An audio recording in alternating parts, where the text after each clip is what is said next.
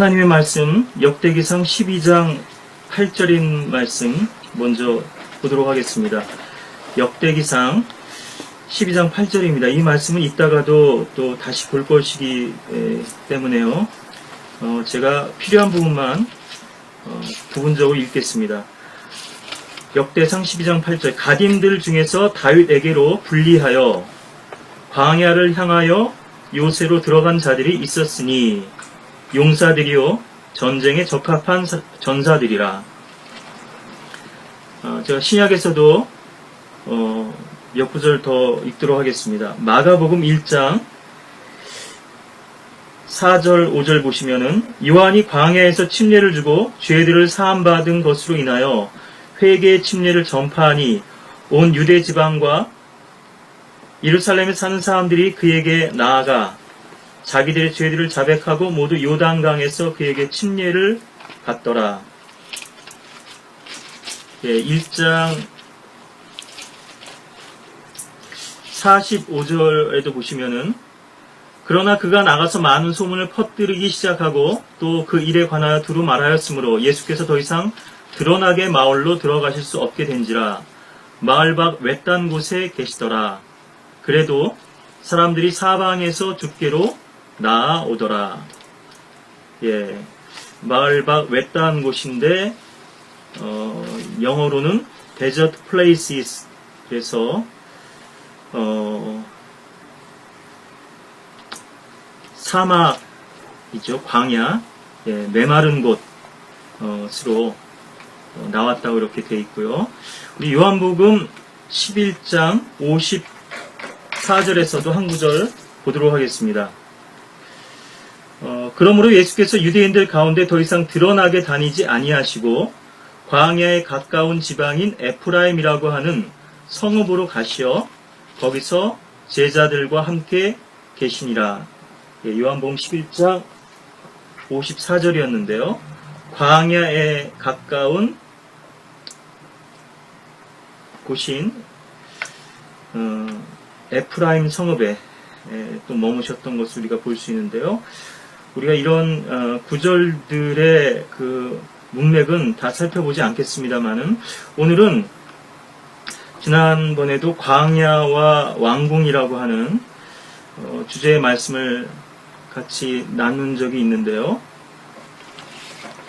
일테면은 거기에 대한 이제 후속 메시지라고도 할 수 있을 것이고요. 이 광야라고 하는 주제에 대해서는 우리가 또 다뤄야 할 부분들이 더 있습니다만 오늘은 특별히 하나님께서 어떻게 다윗의 생애 가운데서 그를 광야로 인도하시고 또 광야에 머물고 있는 그에게 또 어떻게 그 시대에 신실하고 깨어있는 그런 믿음의 사람들이 나오게 되었는가 하는 그런 과정들을 우리가 단계적으로 살펴보길 원하는데, 오늘 이 말씀은 주제 자체는 사실은 영적인 주제를 다루고 있습니다만 많은 부분은 지식적인 부분들이 될 것입니다. 이러한 부분들이 정리되었을 때 우리가 또 그 결론적으로 우리가 성경 전반에 걸쳐서 어떻게 하나님께서 우리를 이렇게 광야로 이끌기를 원하시고 또 고난의 현장으로 우리를 인도하기를 원하시는가 하는 부분들을 또 교훈을 얻고 결론적으로요. 또 그 말씀을 우리의 삶 가운데 구체적으로 또 적용할 수 있는 그런 말씀의 능력을 얻을 수가 있을 텐데요. 오늘 우리가 이제 다윗에게로 나온 이 용사들이 있었죠. 다윗에게로 분리하여 광야를 향하여 요새로 들어간 자들이라고, 특히 역대기상 12장 8절에서는 가딘들 중에 있었던 그런 용사들을 언급하고 있는데요. 다윗은 예수 그리스도의 예표로서 기름 부음 받은 자죠. 메시아의 예표죠. 왕으로서 통치하기 위해서 기름 부음을 받았으나 아직은 그 왕권을 차지하지 못하고 멸관을 쓰지 못하고 광야에서 고난받고 있는 그래서 광야에서 고난 받으실 메시아를 상징적으로 보여주고 있는 것이죠. 또 십자가를 지시는 그리스도의 그런 고난을 우리들에게 보여주고 있습니다. 요한복음 18장 36절에도 보시면은 지금은 나의 왕국이 여기에 속한 것이 아니니라 라고 빌라도에게 재판받으실 때 예수님께서 그렇게 밝히고 계신데요. 여기서 다른 성서들에서는 지금은이라고 하는 이 나오라는 표현을 빼버렸습니다. 그러니까 나의 왕국은 여기에 속한 것이 아니다. 그럼 하나님의 왕국은 영적인 왕국이고 나라고 물리적인 것은 상관이 없다. 예. 그게 이제 예수 그리스도의 재림도 영적으로 임하는 것이고 실제적으로 임하시는 게 아니다. 그분께서 이 땅에 와서 천년 왕국이라고 하는 것은 영적으로 이미 교회 가운데서 성취된 것이다. 이렇게 또 모든 것을 영적으로만 해석하는 또 극단적인 또 해석과 또 입장이 있는 건데요. 그래서 성경 말씀은 참 중요한 것입니다. 1.1획도요. 지금은 그러면 이 말의 암시는 뭐냐면 주님께서 소림하실 때가 아니 재림하실 때에 주님께서는 이 지상의 왕국들을 모두 만왕의 왕이요 만주의 주로서 그분의 보좌 앞에 굴복시키고 그분께서 철장 권세를 가지고 통치하실 것이라고 하는 천년 왕국에서 왕 같은 제사장으로서 또 우리들도 그리스도와 함께 통치할 것을 또 주님께서는 이 말씀 가운데서 또 요한계시록 말씀으로 우리를 연결시키셔서 인도하셔서 주님의 재림으로 우리를 초대하고 계시기도 한 건데요. 그래서 지금은 주님께서 아직 왕으로 통치하시고 있지 않습니다. 이 지상에서는요. 영적인 왕국, 이 교회에서는 주님께서 구원받은 성도들을 통치하고 계신 왕이시지만 그것은 하나님의 나라고요. 우리가 천국이라 그러죠. Kingdom of God 그러면은 이제 하나의 나라는 먹고 마시는 것이 아니라 성령 안에서 의와 화평과 기쁨이라고 하는 로마서 14장 7절 말씀의 정의에 따라서 영적인 왕국이고요.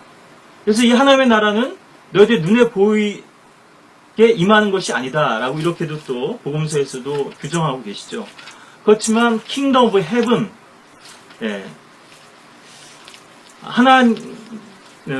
천국이라고 우리가 이제 많이 말하지만 하늘의 왕국이죠. 이 하늘의 왕국은 영적인 왕국이 아니고요.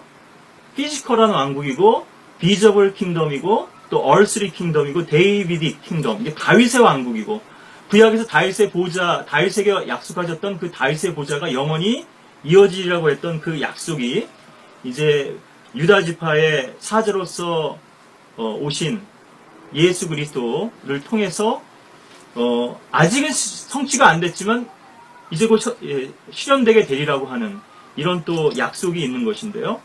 그래서 아까도 말씀드렸다시피 예수님의 재림도 영적으로 해석해버리고 예수님의 이 물리적인 왕국도 통치권도 영적으로 해석해버리는 바람에 이제 모든 것들이 이제 성경이 혼란스럽게 돼버리고요. 성경 해석 자체가 지금 뒤죽박죽 돼버린 것인데요.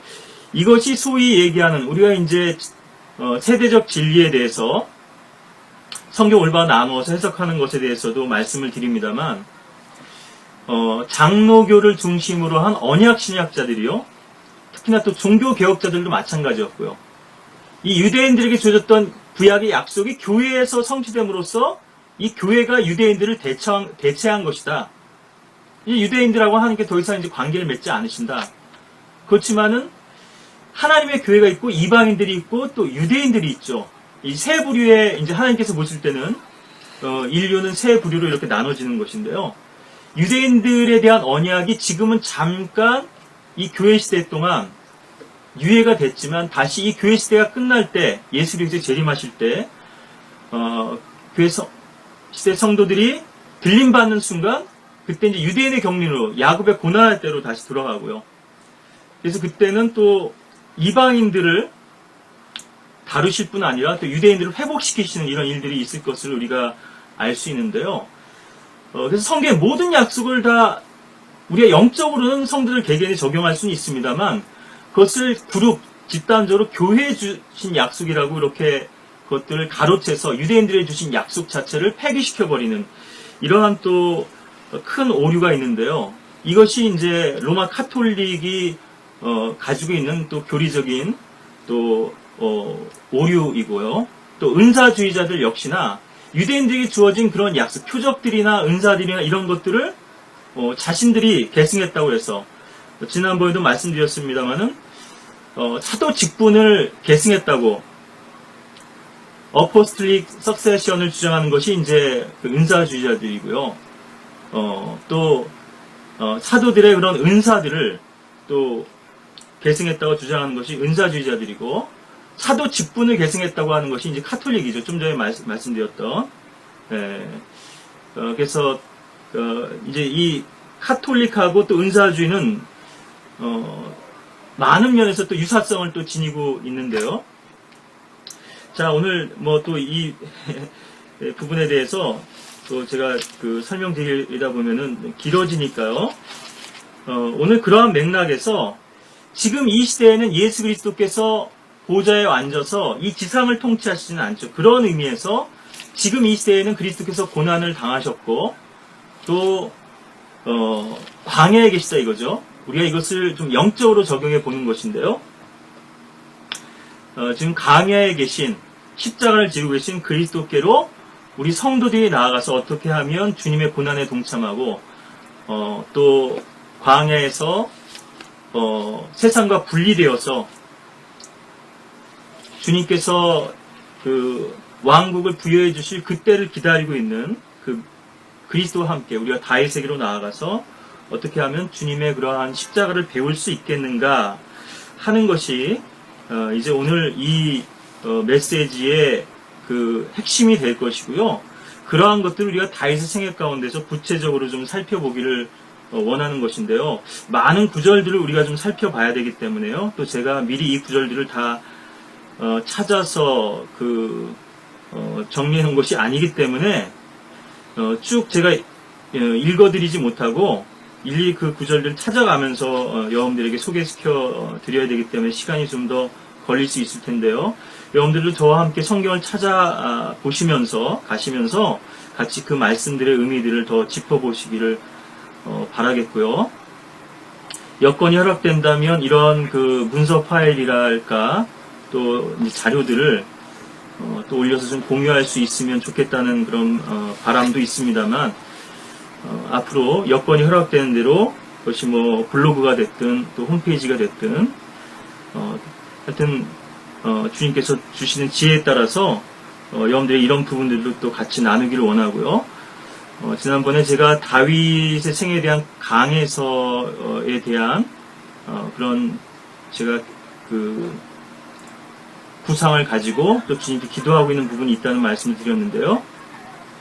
이 부분은 사실 몇 년 전에 정리했던 부분입니다만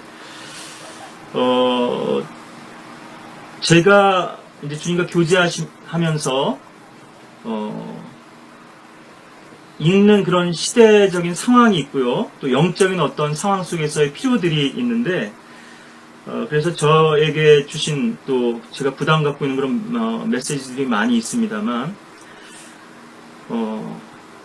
그래서 허락되는 대로 그런 말씀들을 여러분들에게 더 그런 말씀들을 통해서 도전을 드리기를 원하는 그런 마음이 있고요.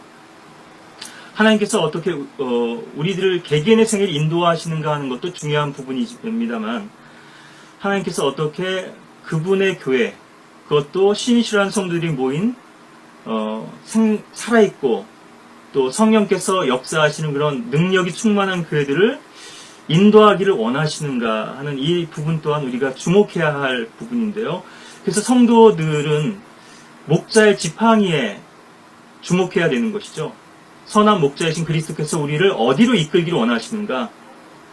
그것이 죽음의 그림자의 골짜기를 할지라도 그 너머에 있는 푸른 초장을 믿고 따라갈 수 있어야 될 텐데요.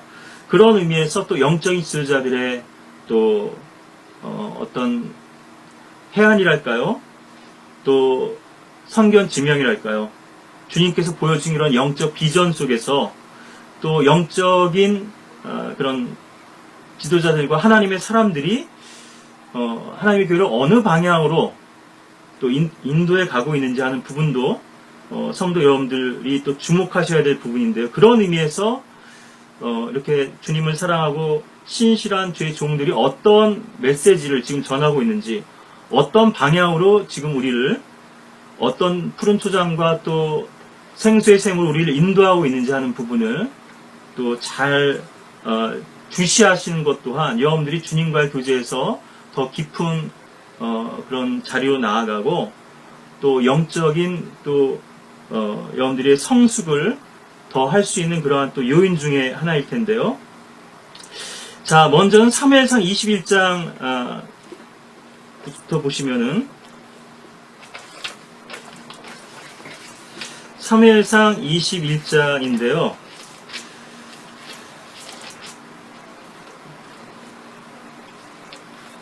1절부터 9절까지 있는 말씀입니다만 지금 다윗이 노베에 있는 제사장 아히멜렉을 찾아가는 것이죠. 찾아간 이유는 사실은 도움을 청하러 간 것이죠. 우리가 이런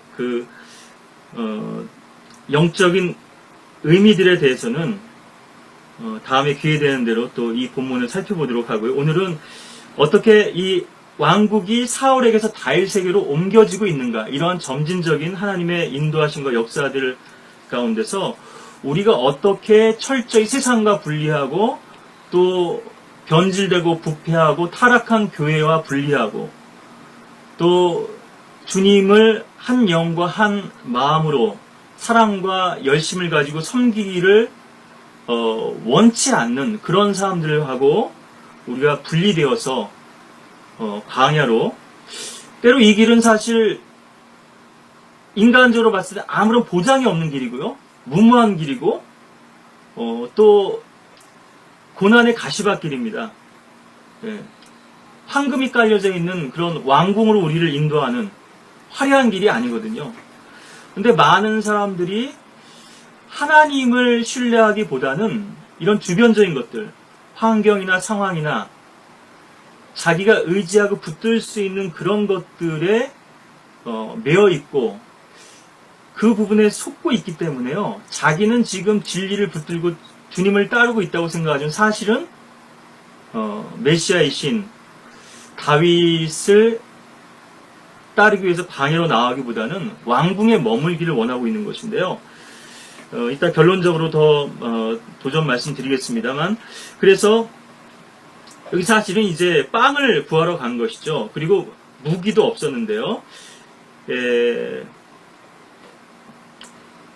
여기 5절에 보시면 다윗이 제사장에 대답하여 말하기를 진실로 내가 길을 떠난 후로 우리가 2, 3일 동안 여자를 가까이 아니하였나이다.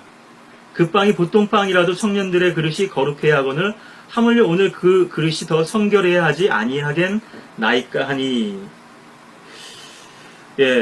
여기 보니까 이제 길을 떠난 지 2, 3일이 되었는데요. 3일이 됐단 말이에요. 이게 우리말로는 2, 3day라는 그런 의미가 아니고요. these 3days니까요. 이게 사실은 띄어서 써야지 더 맞겠죠. 요 3일 동안에, 우리가 길을 떠난 후로는, 청년들이 여자를 가까이 하지 않았다. 이렇게 얘기를 하고요. 2절에 보시면은, 왕이 내게 한 인물을 명하셨으며, 이건 새빨간 거짓말이죠. 내게 말씀하시기를 내가 너를 보내는 일과 내가 내게 명한 일을 아무도 알지 못하게 하라 하시기에, 이 또한 거짓말이고요. 사람이 주님을 신뢰하지 못하고 사람을 두려워하게 되면, 하나님을 두려워하지 않고 사람을 두려워하게 되면요, 이렇게 되는 거죠. 아무리 뛰어난 영적인 사람이라 하더라도요, 언제든지 시죽할 수 있고 또 거짓의 영으로 채워질 수가 있는 것이고요. 내가 내 신하들을 이러이러한 곳에 지정하였나이다. 저는 처음에 다윗이 사울에게서 도주할 때 혼자 도망한 것이라고 그렇게 생각을 했었습니다. 그런데 제가 이 부분을 여러 번 지나쳤음에도 이 구절에 대한 의미를 확실히, 다윗이 이것도 또한 거짓부렁이겠지, 신하들을 대동했다고 하는 것도 거짓말이겠지, 그렇게 생각했는데요. 신약에서 예수님께서 설명하신 것을 통해서 요한복음을 제외하면 공관복음에 다 나오는데요. 마태복음 12장 3절에서 보겠습니다. 이 구절을 제가 보면서 여기에 대한 조명을 얻게 된 것이거든요. 주께서 그들에게 말씀하시기를 너희는 다윗과 그의 일행이 시장에서 하였던 일을 읽어보지 못하였느냐? 여기 시장 해서인데 뭐 마켓이 아니고요. 배가 고파서 굶주려서 얘기죠. 다윗과 그 일행을 말씀하고 계십니다.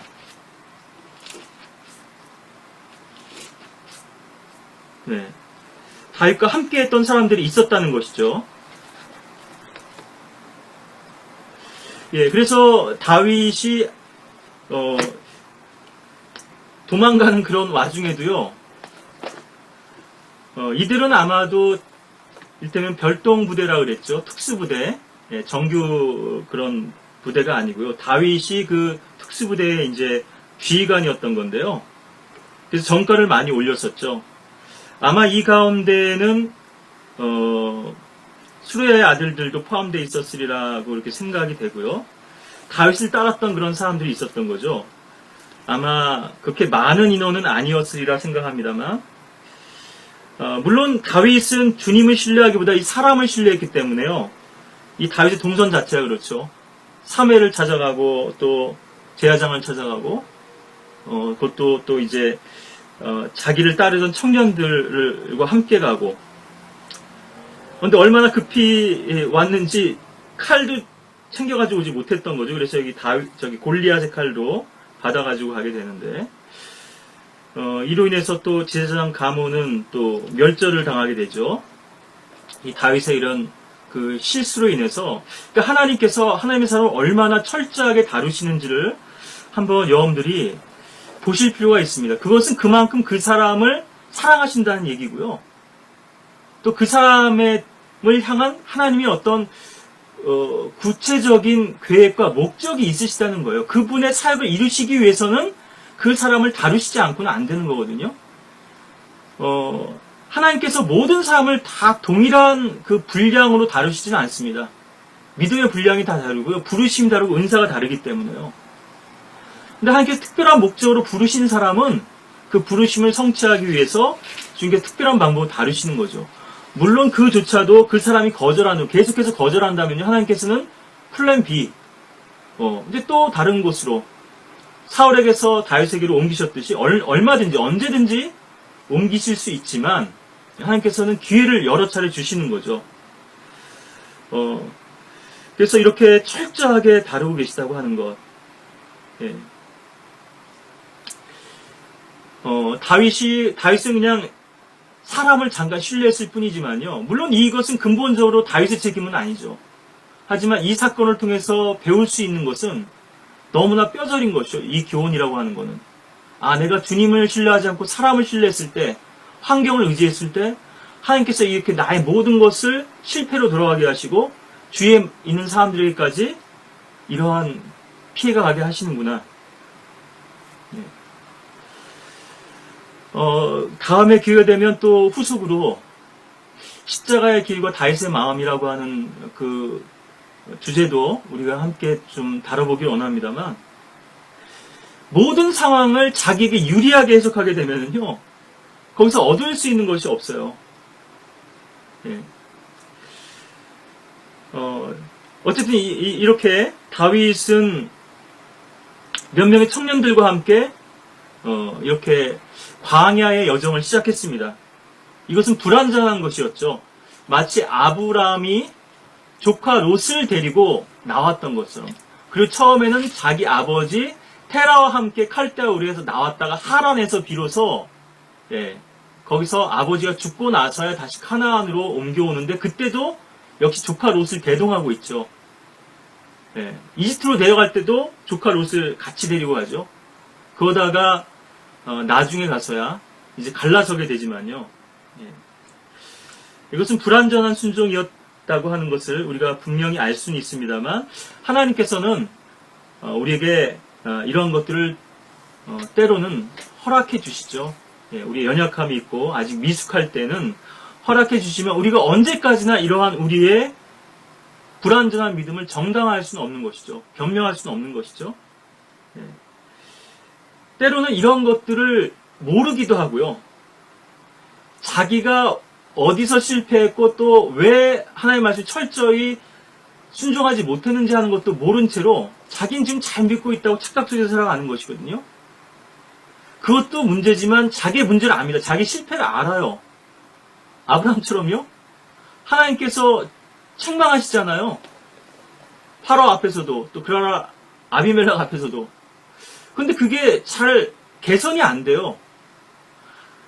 생각으로는 알아요. 아, 내가 이렇게 하면 안 되지. 그런데 마음속에서는 본능적으로 이미 이스트로 내려가고 있고 그랄로 내려가고 있습니다. 기근이 닥치면요. 그리고 육신을 신뢰해요. 이것이 우리의 또 적나라한 모습이거든요. 우리 육신의 적나라한 모습이거든요. 육신적인 생각은 사망이 된다 그러시죠. 로마서 8장에서. 하나님과 원수가 되고요. 이런 모든 생각들을 포기하고 버리고 영적인 생각, 주님께서 주신 생각을 붙들 때에만 우리가 주님 안에서의 보장된 길을 갈 수가 있을 텐데요. 어쨌든 첫 시작은 이렇게 불완전했지만 하나님께서 다윗을 지금 광야로 인도에 가시고자 한다 하는 것만은 이제 분명히 우리가 알 수 있죠. 자, 두 번째로는 사무엘상 22장인데요. 22장 1절과 2절 보면 그러므로 다윗이 그곳을 떠나 아둘람 글로피아니 그의 형들과 아버지의 온 집이 그것을 듣고 그곳으로 내려가 그에게로 가더라. 그때 고난에 처한 모든 자와 빚진 모든 자와 불만을 품은 모든 자가 그에게로 모여들었으니 그가 그들의 대장이 되었더라. 그와 함께한 사람이 약 400명이더라. 여기 유일하게 다윗을 캡틴으로 대장으로 부르고 있는 성경의 어떤 그런 표현이 언급되는 곳인데요. 사울은 대장으로 주로 많이 언급되지만 다윗은 이제 목자로서 이렇게 많이 언급되는데요. 예. 양떼를 이끄는 그러한 그 주의 종으로서 이렇게 많이 언급이 되는데, 그러니까 아직까지는 다윗이 자신의 정체성을 제대로 찾지를 못한 것입니다. 지금까지는 사람들 가운데서 그냥 우두머리가 되고 있고 주님께서 자기에 부여하신 사명이 무엇인지 그 부르심에 대한 아직 확증을 얻지를 못했던 것이죠. 그게 바로 그 다음 구절에도 나오는데요. 다윗이 그곳에서 모압의 미스페로 가서 모압 왕에게 말하길 역시나 육신을 신뢰하고 있죠. 모압 아마도 그의 그 할머니라고 할 수 있겠죠. 예, 모압인 룻이죠. 예, 보아스의 아내였던. 아마 그런 인척관계 속에서의 어떤 혈육의 끈들이 있었으리라고 이렇게 생각이 됩니다만, 예. 모압 왕에게 말하기를 내가 청하오니, 또 이 유다 지파는요, 이 모압 쪽하고 깊은 연관이 있습니다. 지리적으로도 이제 가까울 뿐더러요. 우리가 나중에 역대서에서 보면 이런 부분들을 좀 더 확인할 수 있는데, 예. 내가 청하오니 하나님께서 나를 위하여 하실 일을 내가 알기까지 내 아버지와 어머니를 나오게 하시어 당신들과 함께 있게 하소서. 저도 한동안 붙들었던 말씀들 중에 하나인데요. 하나님께서 나를 위하여 하실 일을 내가 알기까지. 주님, 저에게 원하시는 뜻이 무엇입니까? 저를 통해서 이루시고자 하는 일이 무엇입니까? 저도 오랫동안 광야에서 최근에 몇 년 전에서부터 이제 다른 사역자분들하고도 교제가 다시 연결되고 또 교제권이 형성돼서 더 풍성한 교제를 나눌 수 있게 됐습니다만 그 전까지만 해도요 상당 기간을 사람도 없고 아무런 그 길도 보이지 않는 보장도 없는 그런 광야에서 주님과 함께 그렇게 외롭게 교제하던 시간들이 있었는데요. 또 많은 그런 그 시련들이 있었고 어려운 상황들이 있었는데 제가 붙들었던 말씀들 가운데 하나인데요. 하나님 저를 위해서 어떤 일을 이루기 원하십니까? 예. 주님께서 보여주신 어떤 비전은 있었는데요. 분명히 이 민족 가운데서 이루실 주님의 역사는 분명한데 아무리 찾아봐도 주위에 그러한 길들은 보이지 않고요. 또 앞선 사람들도 보이지 않고 예. 오히려 길을 잃고 방황하는 그런 한 마리 연약한 양이 되어서 선한 목자의 음성을 갈급하는 그러한 또 시절들이 있었는데요. 다윗도 아마 그러한 상황이었음을 우리가 좀 알 수 있죠. 예. 사람들을 모아주셨고, 그래서 어느 정도 힘도 가질 수 있었고, 외로움도 덜 수는 있었지만, 또 가족들도 지금 나왔죠. 근데 주님의 분명한 인도하심을 알 수 없었습니다. 예. 참 답답한 거죠. 시간은 자꾸 지나가고, 예. 보상된 것은 없고, 그런데 마음속에서는 이 이스라엘 민족에 대한 어떤 불타는 또 마음도 있고, 골리앗을 물리쳤던 민족의 영웅 아니겠어요? 분명히 주님께서 나에게 기름 부어주셨고, 나를 부르셨을 때는 분명히 이 민족을 위해서 하실 일이 있으셨을 텐데, 왜 나를 왕궁으로 인도하지 않으시고 이 광야로 이끄셨을까? 하나님의 인도하시면 어떤 경우에는 거꾸로 가죠. 여러분들 혹시 아십니까? 미사일이 발사될 때 보면요, 그 추진체가요, 뭐 다 그런지는 제가 모르겠어요. 과학적으로는 제가 맹탕이라서, 오히려 이것이 역으로 발사되더라고요. 그래서 이것이 이렇게 해서 돌아가더라고요. 추진체가 발사될 때요. 이게 이 강한 추진력 때문에 그런 것 같거든요. 방향이 이제 선회되는 거잖아요. 네. 그러니까 우리가 생각할 때는 하나님께서 왜 나를 이 사지로 몰아가실까? 왜 구덩이 속에 집어넣으실까? 왜 착고에 채게 하실까? 왜 감옥 속에 집어넣으실까? 도저히 인간적인 생각으로 이해할 수 없죠. 왜 나를 죽음의 그림자 굴자기를 몰아가실까? 난 죽기 싫은데. 네. 인간들이 제한된 이 시야에서 봤을 때는 요거밖에 안 보이는 거죠. 근데 하나님께서는 궁극적으로는 우리를 왕국으로 인도하기를 원하시기 때문에 광야로 이끄셨다는 것이거든요. 요즘 리우 올림픽에서 특히 이제 양궁, 우리나라 그 주종목이고 또 유망 종목이니까요. 또 메달도 벌써 땄고, 양궁 소식들이 많이 전해지는데, 제가 인상적이었던 것 중에 하나는요, 이 양궁 선수들, 특히 여자 선수들 지금 8연패 했네, 28년 동안인가요? 예. 이 금메달을 안 놓쳤는데요. 여러 사진들이 이제 이렇게 언론에 소개됐습니다만, 제한테 인상적이었던 사진은 활쉬를 당기는 여자 궁사들의 눈빛이었어요. 아주 해맑고 또 천연덕스럽고 또 어떻게 보면 아직 애띤 그런 소녀 같은 면모들도 있는 20대 또 중반 또 후반의 이런 여자 궁사들인데요. 표적을 향해서, 관역을 향해서 활쉬를 당기는 순간에 그 눈빛을 보면 그 집중력하고 그 매서운 눈소리가요. 눈빛이 달라 보이더라고요. 그만큼이나 목표를 응시할 수 있는 집중력이나 그 싱글 마인드라고 할 수 있겠죠. 다른 건 안 보이는 거죠. 그 관역 외에는요. 그 타겟 외에는 안 보이는 거죠. 그것도 10점 맞출 수 있는 정중앙. 근데 이걸 아처스 패러독스라고, 궁수의 역설이라고 이렇게 또 표현하던데요. 활이 날아갈 때 한번 여러분들 보셨어요? 저는 이번에 올림픽 볼 새도 없었습니다만은, 전에 본 기억에 의하면, 활이요, 이렇게 막 휘어서 가잖아요. 참 놀랍죠?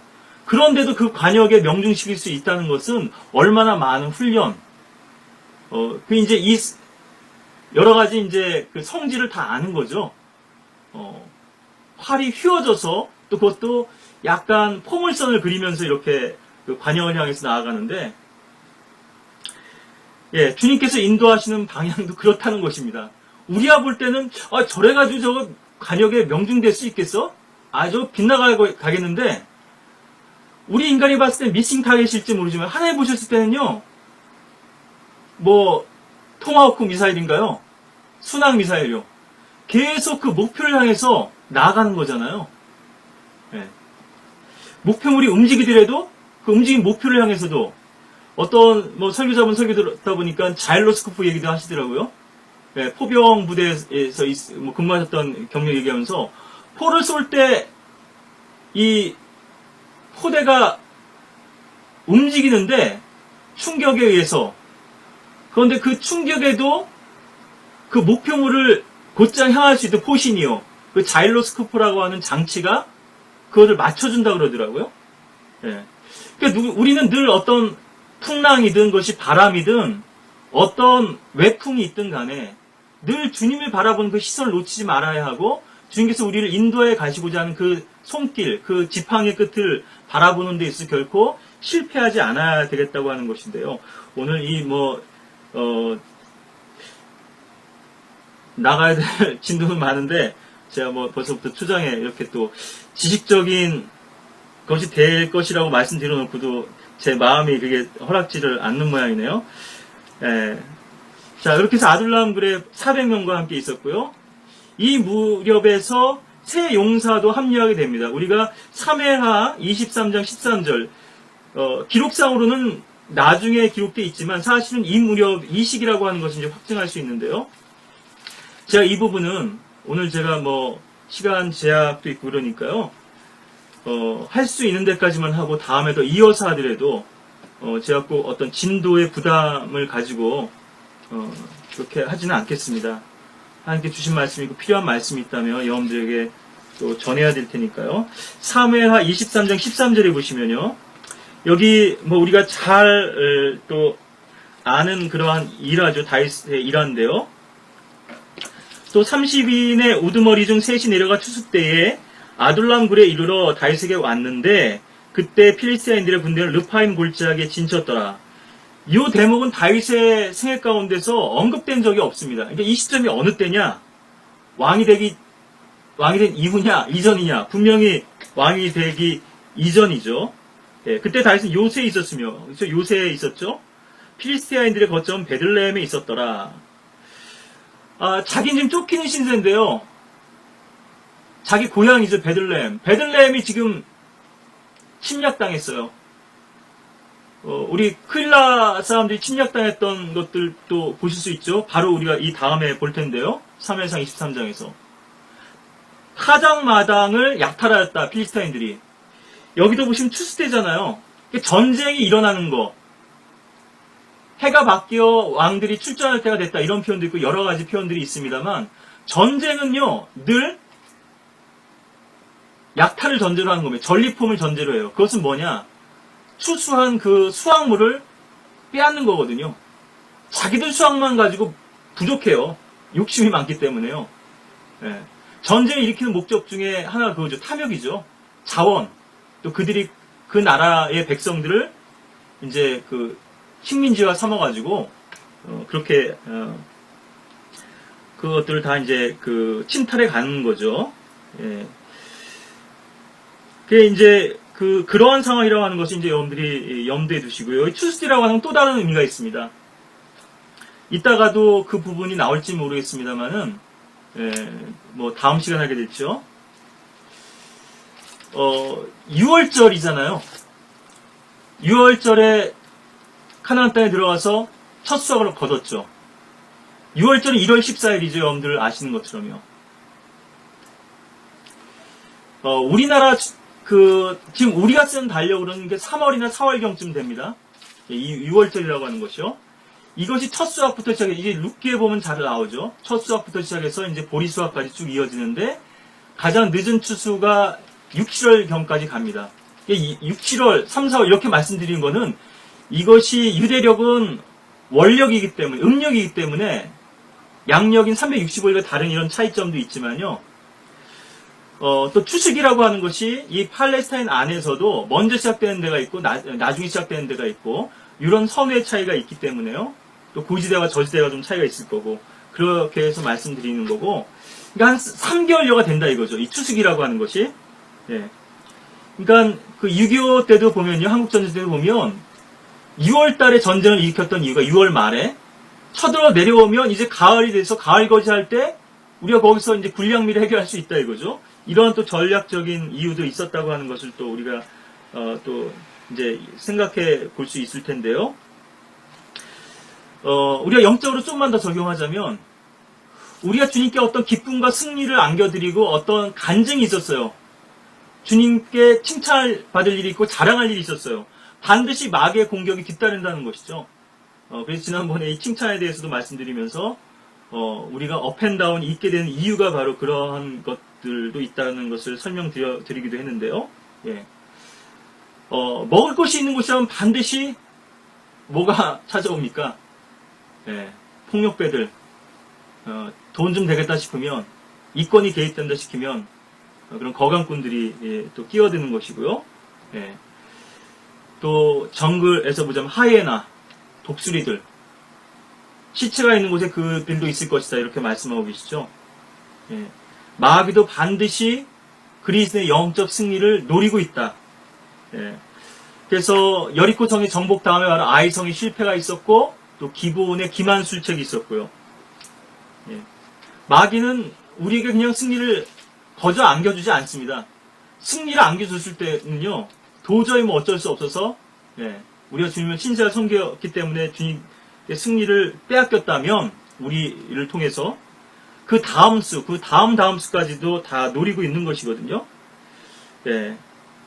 그러니까, 마귀는 다니엘보다 더 현명하고요. 마귀는 천사장 미카엘도 감히 그 앞에서 대항하지 못했잖아요. 대항하지 않았잖아요. 예수님께서도 광야에서 시험 받으실 때 마귀에게 기록되었을 때라고 말씀으로 물리쳤을 뿐이지 마귀에게 대항하지 않으셨습니다. 육신의 몸을 입고 있었던 그리스도께서는요, 천사들보다 낮으신 것 아니겠어요? 그러니까 당연히 천사장, 그것도 천사장들의 가장 우두머리라고 할 수 있는 이 루시퍼보다 더 낮아지신 거죠. 그러니까 이 모든 왕국을 너에게 줄 권세가 내게 있다, 이렇게까지 얘기하죠. 그래서 이러한 부분들을 베드로후서 2장이나 유다서에서 인용하면서 권위에 우리에게 복종하는 부분을 또 말씀하고 있죠. 예. 자, 그래서 그 마귀는 꼭 우리의 이런 영적 승리, 추수물들, 예, 이것을 노리고 있다는 것이죠. 예, 반드시 이것은 영적인 법칙입니다. 성경에서 발견되고 우리의 신앙생활 가운데서 재확인된 그런 영적 법칙들인데요. 15절에 다윗이 갈망을 말하기, 오 나로 성문 곁에 있는 베들레헴의 우물물을 마시게 할 자가 누구인가 하니, 내가 크릴라로 올라가리까 말리까, 여긴 지금 안 나와 있지만요, 제가 베들레헴으로 올라가리까 말리까, 제 고향이 지금 유린당하고 약탈당하고 있습니다. 필리스타인들이 쳐들어왔답니다. 어떻게 할까요? 사울은 지금 정신이 딴 데 한눈 팔려가지고 자기 백성도 돌보지 않고 있습니다. 특히나 유다 지파하고 다윗과 그 가족들은 지금 그 시점이 지금 그 이유라고 본다면요, 제가 지금 여기서 그 설정한 것처럼, 예, 유다 지파를 더 괴롭혔겠죠. 예, 정치적으로 홀대 받았겠죠. 예. 그러니까 시민들이 가서 고자질 하잖아요. 좀 우리도 좀 이를테면은 좀 우리들에게도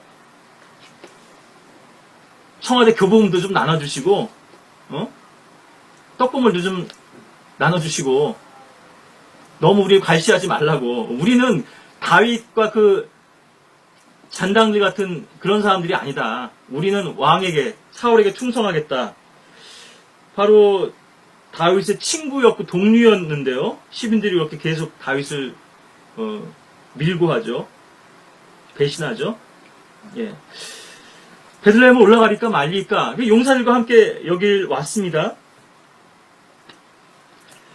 세 용사가 필리스타인들의 군대를 뚫고 가서 성문 곁에 있는 베들레헴의 우물물을 길어와 다윗에게 가져오니라. 그러나 그것을 마시기를 원치 아니하고 주께 부어드리며 말하기를, 오 주여, 내가 이 일을 결단코 하지 아니하리이다. 이것은 자기 생명의 위험을 무릅쓰고 갔던 사람들의 피가 아니니까 하고 그가 그것을 마시지 아니하니라. 이 세 용사가 이런 일을 행하였더라. 여기 지금 이 사무엘하 23장은요, 다윗의 용사들에 대해서 지금 언급하고 있는 8절부터 해서 쭉 39절까지 그 내용인데요. 그 중에서 이 용사들을 소개하면서 이 에피소드를 지금 우리들에게 제시하고 있는 것이거든요.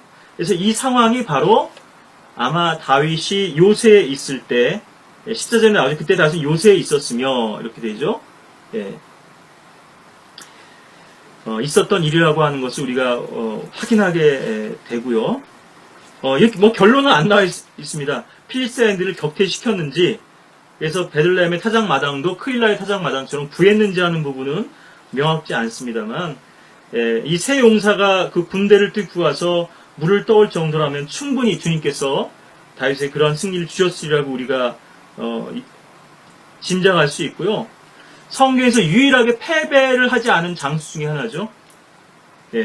다윗. 또 뭐 전사에 보면 뭐 롬멜 장군도 그렇던가요?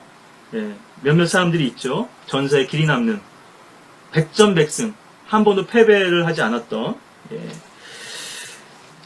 자, 그리고 이제 23장, 3회상 23장 오셔서 이제 세 번째로 다윗이 크일라의 타작마당을 구한 대목이죠. 좀 전에 설명드렸던 그 내용입니다. 23장,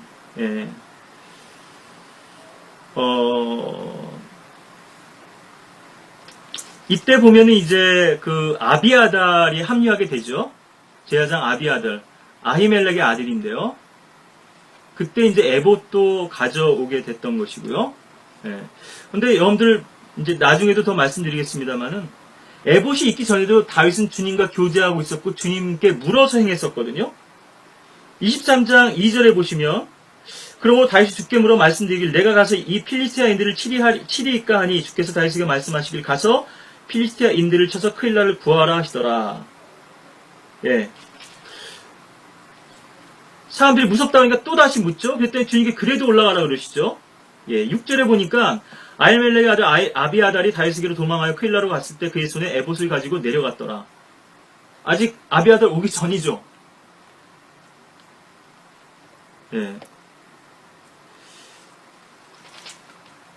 그러니까 이 에봇이 없을 때도 다윗은 주님과 교제하는데 전혀 문제가 없었는데요. 이 에봇이 있었음에도 불구하고 필리스티아 땅으로 내려간 1년 4개월 동안의 기간 동안에는 에봇이 무용지물이었죠. 가지고 있던 에봇조차도요. 그러니까 우리가 바른 성경, 바른 교리를 붙들고 있다고 하는 거, 지난번에 사무엘상 6장에서 언약궤가 전쟁터에 나갔지만 그래도 패했다고 하는 부분도 말씀을 드렸습니다만, 또 샘물들도 조사하는 말씀 가운데서도 책의 성읍 키랴세벨, 주님과의 교제로 나아가기 위해서 헤브론도 정복했고요.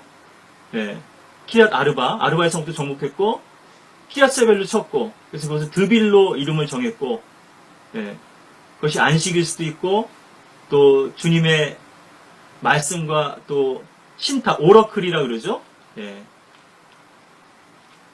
말씀일 수도 있지만, 그것만 가지고는 부족하다는 거죠. 성령의 역사와 샘솟는 그런 능력이 없다면 이 말씀만으로는 부족하고 또 공고할 수밖에 없고요.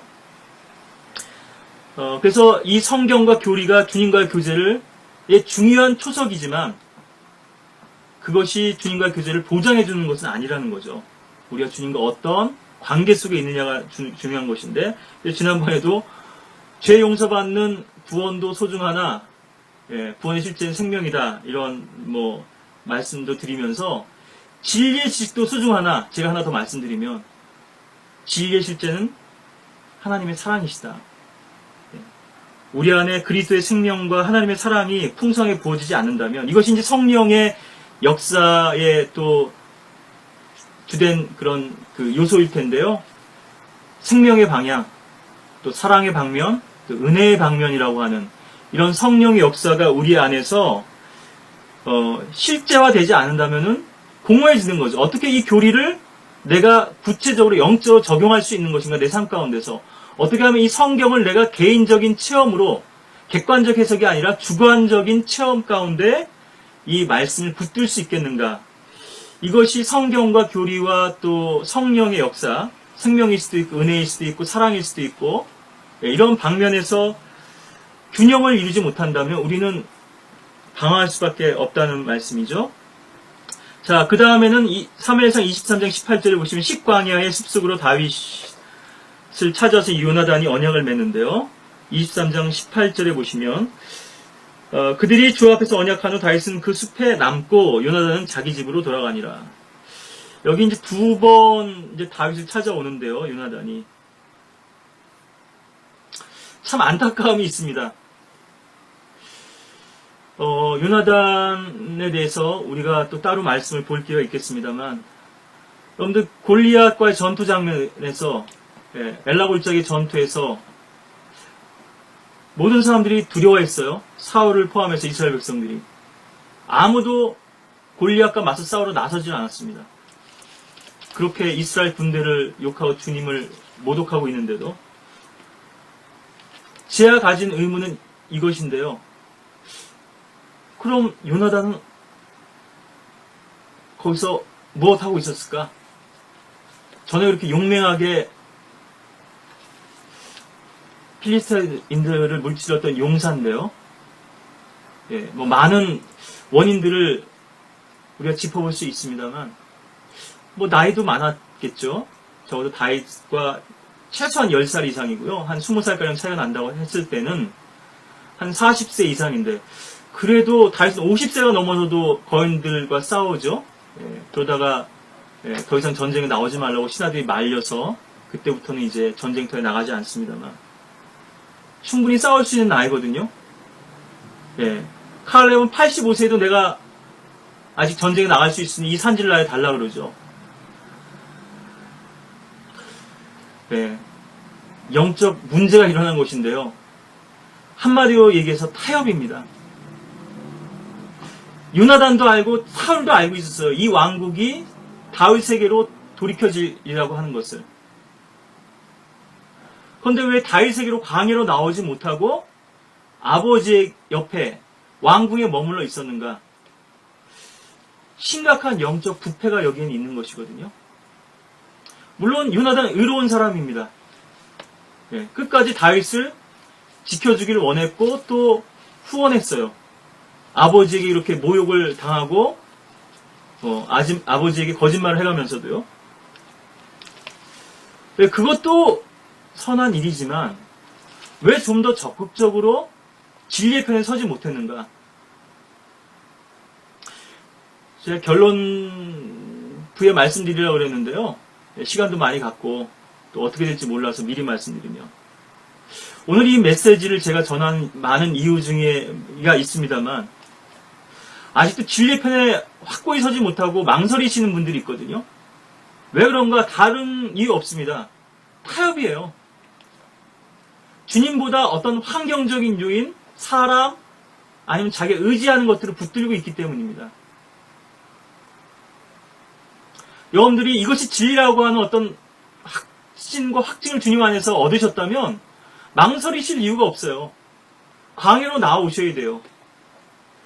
사역자분들 중에서 많으신 분들이 기존 교단에 있으면서 이렇게 사역하신 분들이 있거든요. 다른 성경을. 뭐 좋습니다. 니코데모 같은 사람도 있고요. 가말리엘 같은 사람도 있고요. 나는 이 여당 속의 야당이 되겠다. 난 이 안에서 개혁을 좀 해보겠다. 그런 분들도 하나님께서 쓰시는 것이 사실이고, 그 나름대로 의미가 있는 것도 사실입니다. 그렇지만 정말 이 진리의 가치를 알았다면, 그 안에서는 힘들 것이고, 또 불가능할 것입니다. 여러분들이 정말 주님을 기쁘시게 하기를 원한다면요, 그 안에 남아있을 수가 없어요. 영적 갈등과 분열은 불가피하거든요. 그 말은 한 가지입니다. 여러분들이 진리를 적당히 붙들고 있다는 얘기거든요. 여러분들 진리를 얘기해보세요. 주위에 있는 사람들이 여러분들 그냥 가만히 두겠어요? 박해가 시작되죠. 여러분들에게 반대와 저항이, 강력한 저항이 여러분들에게 부딪히죠. 여러분들이 그런 저항에 부딪히죠. 여러분들이 그것을 피하려고 하기 때문에 적당히 타협하는 것입니다. 진리를 외친 건 좋아요. 근데 갈등을 일으키지 않을 만큼만, 집안에서도 마찬가지거든요. 부부간에 한 사람은 진리를 받아들이고 바른 성경을 받아들이고 한 사람은 안 받아들여요. 내가 당신 믿음 터치 안 할 테니까 당신도 내 신앙 터치하지 마라. 이게 뭔가요? 우리가 거기서 양보하게 되면요, 마귀는 거기서 만족 안 합니다. 계속 밀고 들어오거든요. 영적 전쟁에서 후퇴할 수밖에 없거든요. 하나님께서 어떤 빛을 보여주셨어요. 우리가 그 빛을 따라가지 못해요. 그러면 이 빛의 조명을 못 받을 뿐만 아니라 이 조명도 꺼지지만 기존에 가지고 있었던 조명마저도 희미해지고 꺼지게 되는 것이 영적인 원리고 법칙입니다. 그렇기 때문에 타협이 무서운 거거든요. 영적으로 안주하고 주저앉는 것이 초래하는 결과 그만큼 심각한 것입니다. 지금까지 한 20여 년 동안 이 성경과 진리가 소개됐거든요. 많이 알거든요. 근데 이 길을 가는 사람들이 적어요. 그리고 이 길을 가는 사람들 중에서도 계속 분리와 이탈과 낙오가 생기고 있고요. 네. 오히려 그 핵심부에서 지금 영적 부패와 타락이 일어났습니다. 그래서 거기서 또 빠져나와야 돼요. 주님 온전히 섬기길 원한다면 같이 갈 수 없어요. 저도 많은 노력해봤지만 불가하다는 것을 주님께서 아시고 분리시켜 주신 거거든요. 이런 부분에 참 감사합니다만 처음엔 너무나 많은 어려움이 있었거든요. 비밀 언덕도 없잖아요. 제가 교제가 됐음에도 아직 주님께 가야 할 길에 대한 분명 인도하심을 받지 못하고 확신을 갖지 못하고 머뭇거리시는 사역자분들의 마음을 이해합니다. 그래서 근데 여러분들 적당한 중립지대에 서시면 안 돼요. 그래도 바른 성경 교리는 일치하니까 저 사람들하고 지금 분리돼 나왔지만 그리고 이 한글 킹제임스 성경이라고 하는 성경을 믿는 사람들이라고 하는 이거를 또 이득을 보고 싶은 마음도 있는 거거든요. 그래서 도움을 좀 얻을 수 있지 않을까? 그래서 비판하지 못하는 거고요. 그래서 어정쩡한 스탠스를 취하는 겁니다. 확실히 분리된 것도 아니고 그렇다고 그 안에 속한 것도 아니고 중립지대에 있는 거거든요. 물론 그런 시행착오나 시간의 어떤 과정들이 불가피할 수도 있습니다. 그렇지만 여러분들의 주님께서 어떤 빛을 보여주셨다면 그 빛에 따라 순종해서 광야로 나오셔야 되거든요. 그 안에서는 빛을 볼 수가 없어요. 오히려 그 빛마저도 꺼져버려요. 가지고 있던 빛마저도요. 그래도 이 정도에서 사역하면 되겠지. 이거로도 훌륭하니까. 새 술은 새 부대라는 말씀을 드렸지만요. 하나님께서 이미 그 집단을, 그 무리를 안 쓰신다면요. 하나님께서 지금 뭔가 새로운 계획을 가지고 계신 거예요. 그래서 제가 오늘 죄송한 말씀입니다만, 저희 친구이기도 하고요. 제 실명 고할 안 했지만은, 우린 지역교회 그런 분들에게도 도전드리는 바는 좀 전에도 말씀드렸다시피, 분명한 스탠스와 입장을 취해라. 양다리 걸치지 말고, 주님께 계속 지금 분리시켜 내고 계시잖아요? 새로운 인도하시고자 하는 방향과 목적이 있으시다고요? 그것을 볼 수 없다면, 그런 분별이 없다면, 결국은 낙오될 수밖에 없습니다. 저희 친구인, 혹시 이 설교를 들을 수 있는지, 듣고 있는지는 모르겠습니다만, 혹시 듣게 된다면, 우리 조승규 목사와 김규준 목사도, 거기서 뭔가를 기대하지 말고요. 빨리 주님께서 인도하신 길 찾아 나오시기를 바랍니다. 거기서 혹시 송리가 유고시에 내가 그 자리를 차지할 수 있지 않을까? 아니면 어떤 틈을 이용해서 내가 거기서 어떤 권력을 아니면 어떤 이득을 취할 수 있지 않을까? 이득이라는 건 다른 거 아니에요. 사람이거든요. 사람들을 통해서 얻어진 어떤 물질이고 보장이고 어떤 울타리거든요. 하나님께서 한 번도 그런 방법 역사하신 적이 없어요. 신실한 자들을 불러내셔서 그런 한 사람 한 사람 통해서 역사하셨죠. 그 안에 머물고 있는 하나님께서 사람을 모아주실 수가 없습니다. 광야로 나와야죠. 다윗처럼. 그럼 사람들을 모아주시잖아요.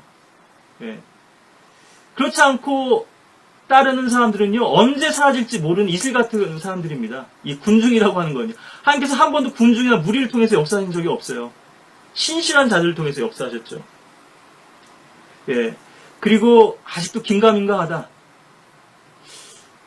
내가 이 마지막 때에 어디에 속해 있어야 될지 모르겠다. 소위 얘기한 복음주의 진영이죠. 구원파. 여기도 아니고.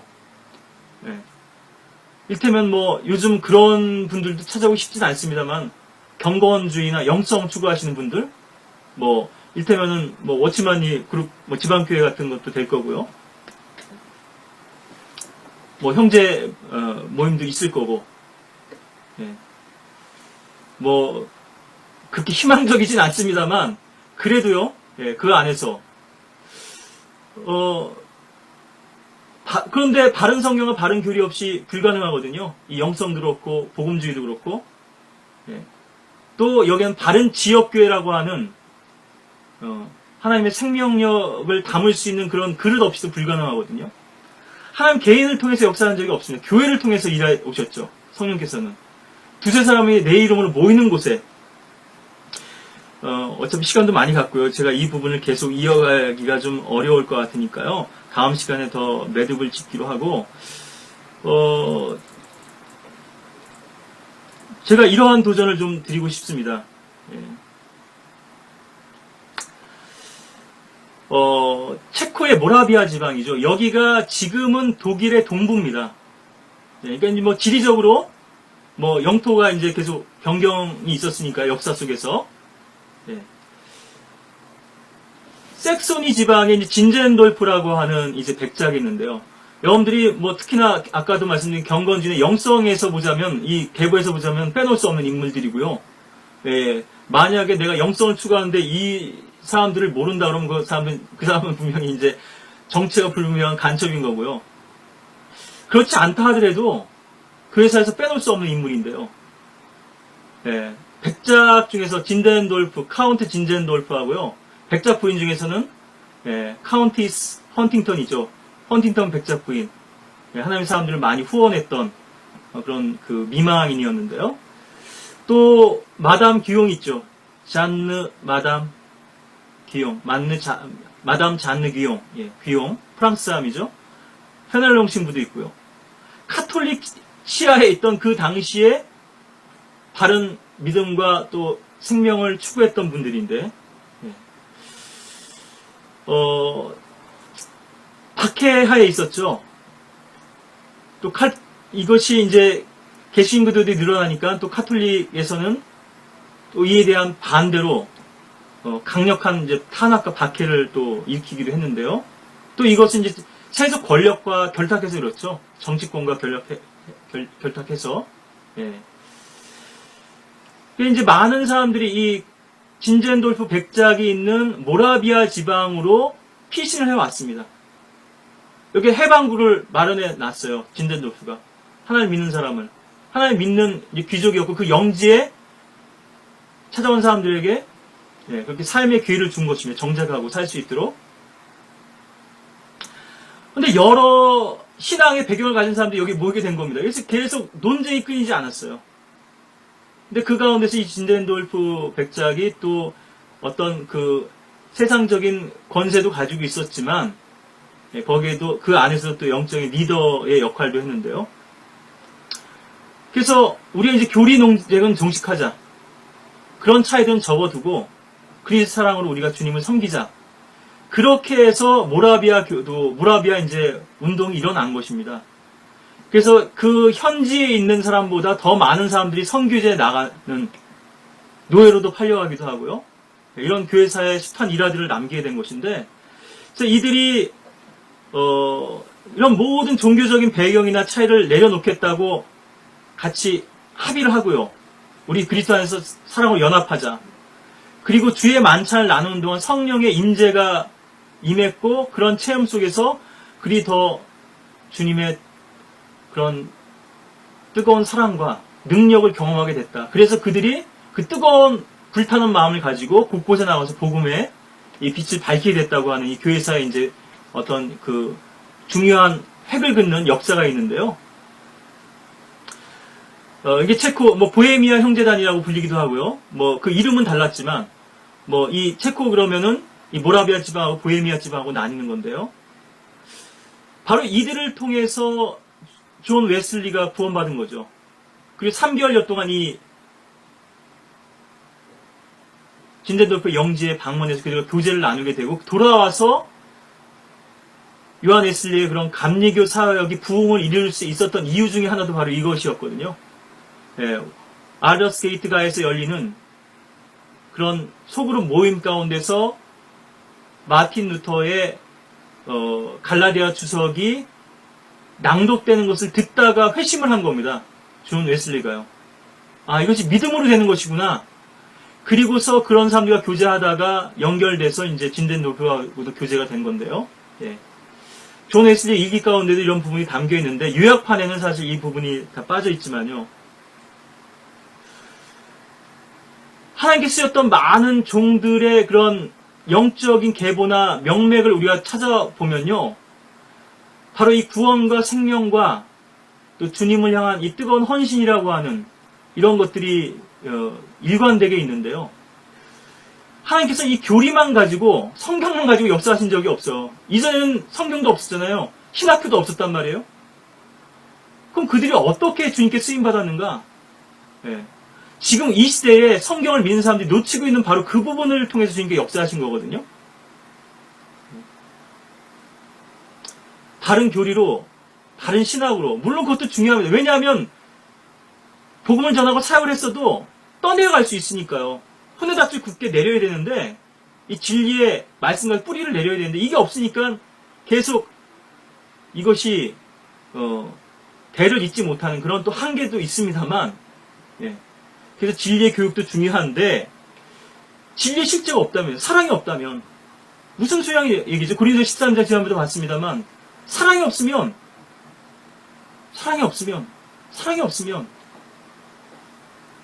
아무것도 아니라 이거죠. 살아계신 그리스도를 소유하고 있는데 자꾸 이 주님을 나의 지식 속에 가두려고 하기 때문에, 제한하기 때문에 그런 건데요. 제가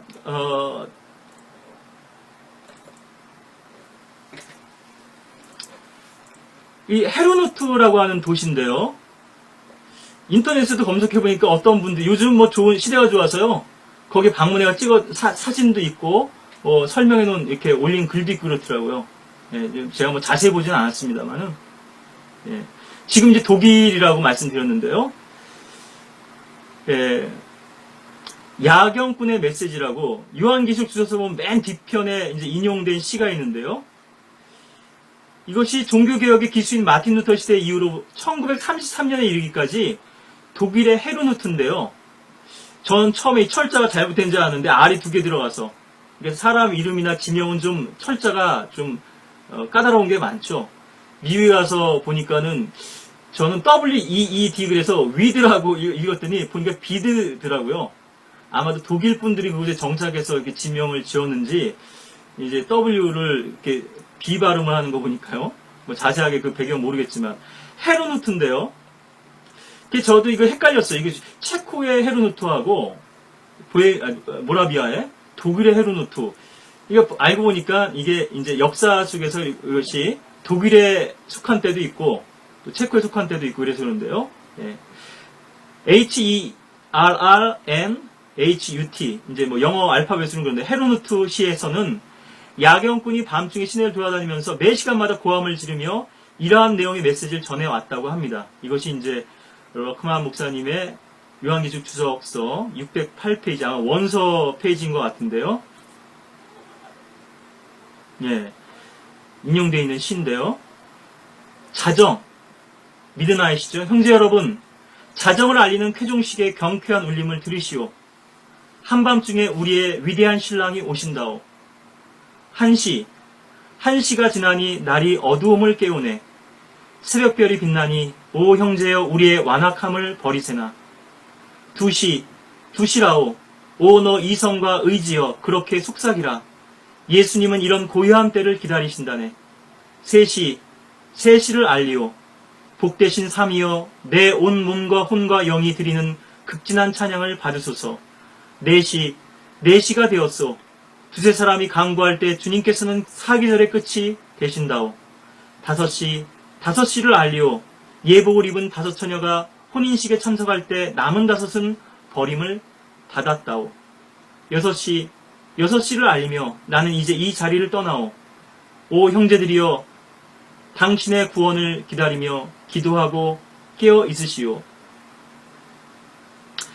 우리에게 더 확실한 예언의 말씀이 있어 어두운 곳을 비추는 등불과 같으니 날이 새어 샛별이 너희 마음에 떠오르기까지 너희가 이 예언의 말씀을 주의하는 것이 잘하는 것이니라. 베드로후서 1장 19절 말씀인데요.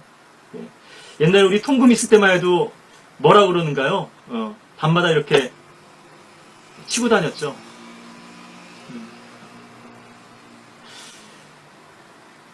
예언을 알린 이 종말 시대의 시각은 점점 자정을 향하고 있습니다.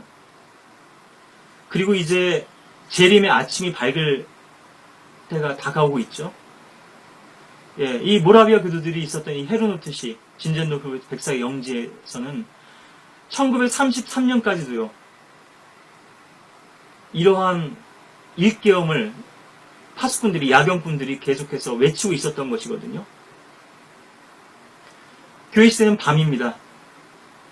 그래서 교회는 곱게 비치는 그런 달빛으로서 이 세상을 비추고 있죠. 이 달빛마저도 희미해져 가고 있습니다. 샛별이 떠오르고 이제 동이 터올 때가 가까운 것이죠.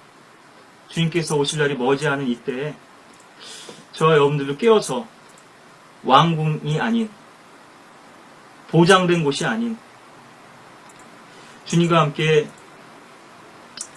이 광야에서 또 주님과 함께 고난당하면서 주님께서 우리를 위해서 예비해 놓으신 복들과 은혜를 풍성히 누리고 또 십자가를 깊이 배울 수 있는 저와 여러분들이 되시기를 바라겠고요.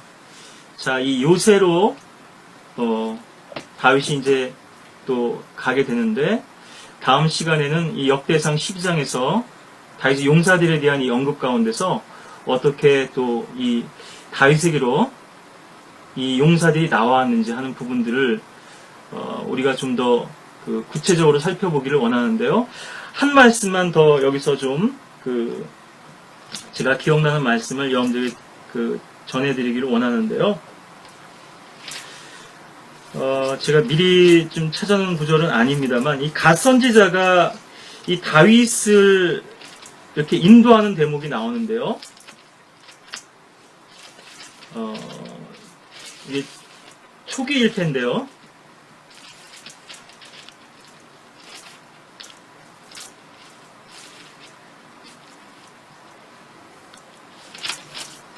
예.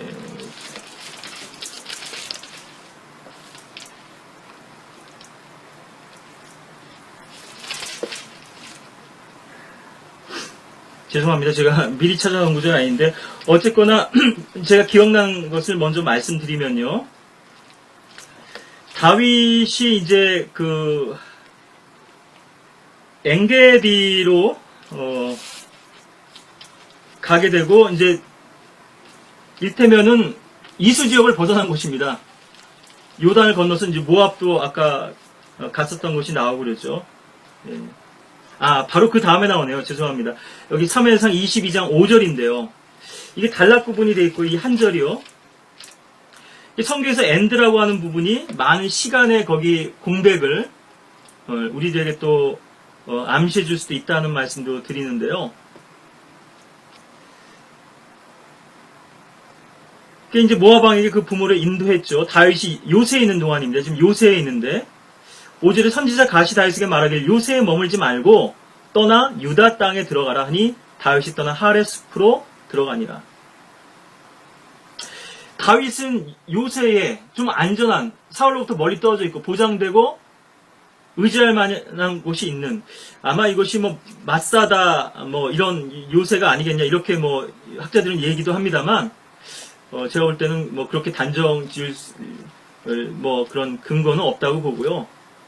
제가 보기에는 오히려 엥게디 쪽이나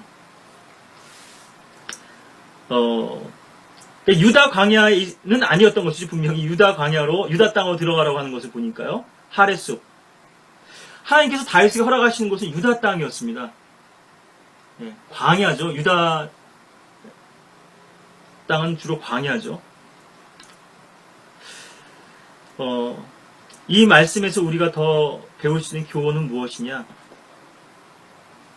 근데 결국 다윗은 이 갓 선지자의 일테면 가이드나 내비게이션이나 GPS를 무시하고 결국 필리스티아로 내려가고 상황에 따라 많이 움직이는 또 연약함을 보여주죠. 하나님께서는 다윗이 광야에 머물기를 원하셨고 이 유다 땅이라고 하는 이스 지역을 벗어나지 않기를 원하셨다는 것이죠. 고난 자체에 의미가 있는 것이 아니고요. 하나님께서 그 고난을 통해서 우리에게 원하시는 바가 있습니다. 목적하시는 바가 있어요. 그것을 우리가 놓친다면 고난 자체는 인간적인 그냥 고통을 견뎌내는 극기에 지나지 않거든요. 우리가 고난 가운데 참으로 주님의 뜻을 배우고 십자가를 배우기를 원한다면, 또 그 길 가운데 주님의 인도하심을 따르기를 원한다면 하나님의 분명한 음성과 뜻을 발견하고 나의 생각과 내가 의지하는 것들을 붙들지 말고 주님께서 인도하시는 그 광야로 나와서 주님께서 우리를 십자가를 통해서 또 면류관과 또 보좌로 또 통치권으로 왕국으로 인도하시는 그날까지 또 겸손히 주님 앞에서 또 인내를 배울 수 있는, 또 고난 가운데서 성도의 승리와 기쁨을 얻을 수 있는 그런 자리에 있게 되기를 바라겠습니다.